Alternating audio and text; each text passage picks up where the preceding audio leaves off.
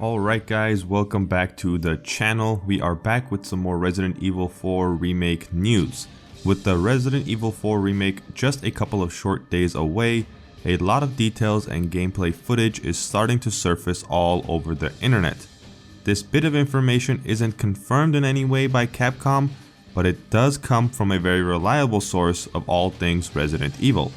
Now I have to say this again, this bit of news isn't confirmed by Capcom at this point in time, so take this bit of news with a grain of salt. Now that that's out of the way, let's discuss. Like I mentioned earlier, this leak comes by way of a reliable insider, Dusk Golem, who is and has been pretty accurate with many of his claims regarding the newly revived Silent Hill and Resident Evil franchises. Dusk Golem made the claim that Capcom is planning to add the Separate Ways game mode from the original Resident Evil 4 to the remake as a DLC expansion.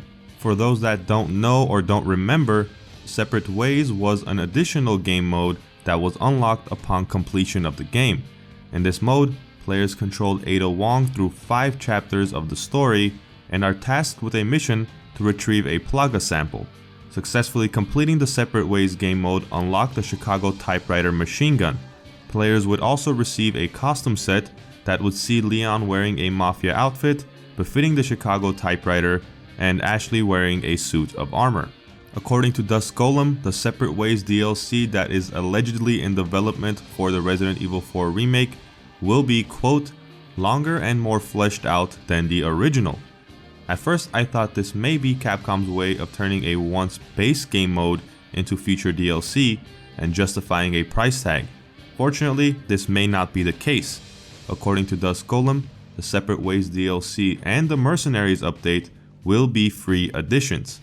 And Dusk Golem also stated that fans should not worry about a 16-month developmental cycle for the DLC like Resident Evil Village had. The Separate Ways and the Mercenaries DLC had already started development during Resident Evil 4 Remake's developmental cycle.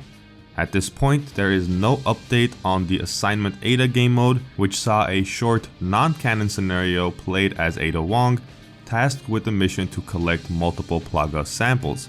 But it seems like Capcom is focused on recreating that initial experience players had the first time they played through Resident Evil 4. The studio seemingly is trying to add more story elements and extend the main campaign's length, while at the same time trying to have a larger and more in-depth side story for Ada.